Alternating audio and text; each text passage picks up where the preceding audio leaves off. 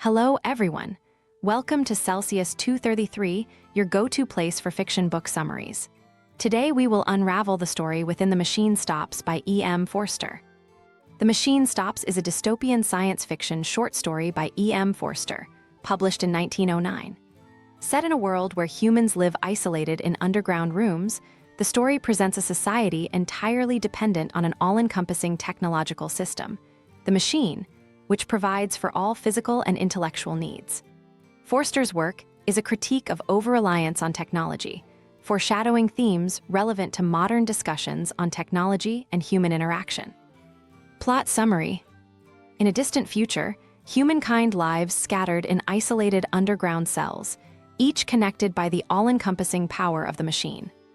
This system provides for every conceivable need, from air and light to food and entertainment, allowing people to lead solitary lives filled with intellectual pursuits and virtual connections. The machine's authority has become so absolute that citizens regard it with reverence, trusting its book for guidance on how to operate every aspect of life and solve any difficulty. Under the machine's governance, physical travel is rare, and direct human contact has fallen into disdain. People prefer the safety of their cells and rely on virtual gatherings to communicate and explore ideas. In this world of sterile routines, nature is seen as chaotic and primitive, a memory faded into myth.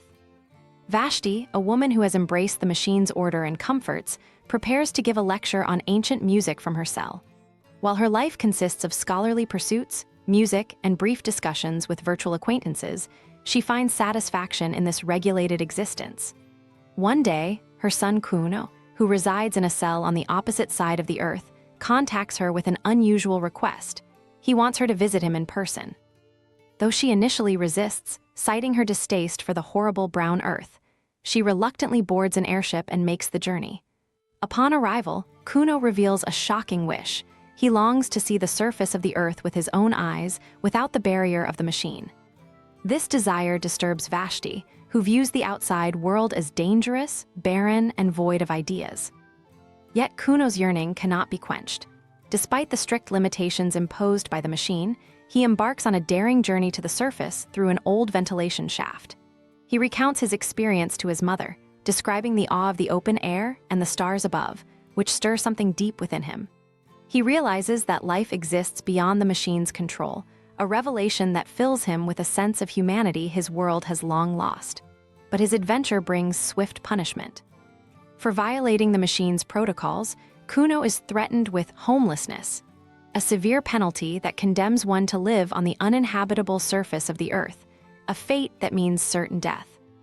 Despite her son's warnings and his criticism of the machine's growing control over human lives, Vashti remains committed to her orderly existence. Over time, however, faint signs of trouble begin to appear. The machine occasionally malfunctions. Sometimes the lights flicker or the music distorts, and the carefully maintained artificial fruit loses its flavor. The authorities assure the citizens that repairs are underway, but the minor inconveniences become regular annoyances. Though people like Vashti adapt to the machine's quirks, a creeping sense of discomfort settles into the heart of this ordered world. As the years pass, Vashti continues her life of lectures and scholarly exchanges, dismissing Kuno's rebellious spirit as impractical and even dangerous. She believes firmly in the machine's wisdom, confident that any error or fault will be quickly resolved. But Kuno's defiance lingers in her mind, casting a shadow over her contentment. In one of their rare communications, Kuno tells her that he believes the machine is deteriorating. Vashti laughs at what she sees as absurdity, clinging to the belief that the machine is eternal and infallible. Then the problems with the machine worsen. A loud, irregular hum fills the air, drowning out even the daily lectures. The air becomes stale and the artificial light fades.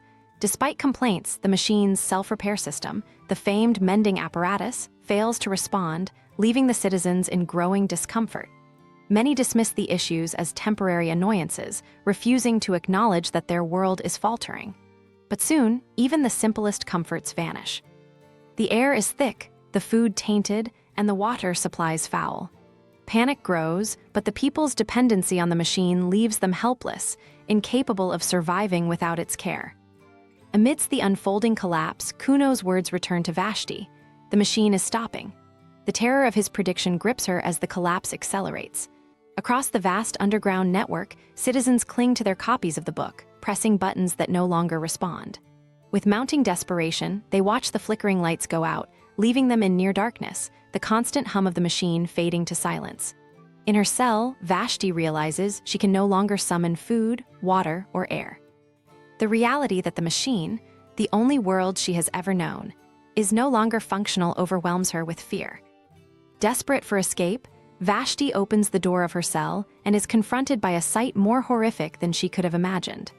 The narrow tunnels are filled with people for the first time in generations, pressing against each other in panic, stumbling blindly in search of a way out.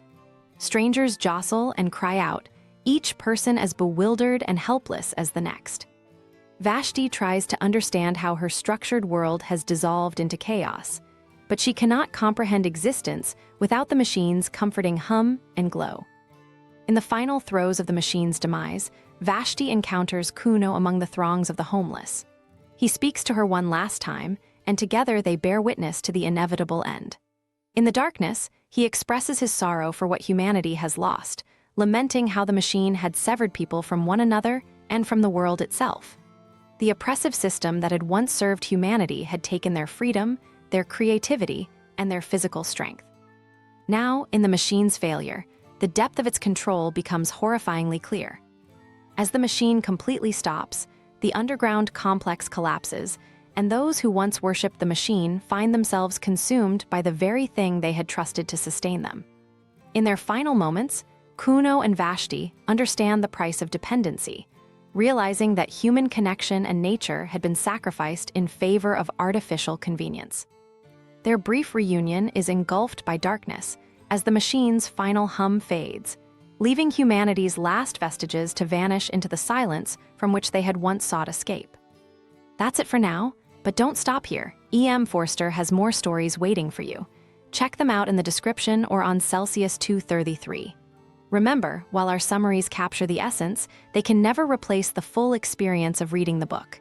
If this summary intrigued you, consider diving into the complete story, buy the book, and immerse yourself in Forster's original work. Bye-bye, take care, have fun.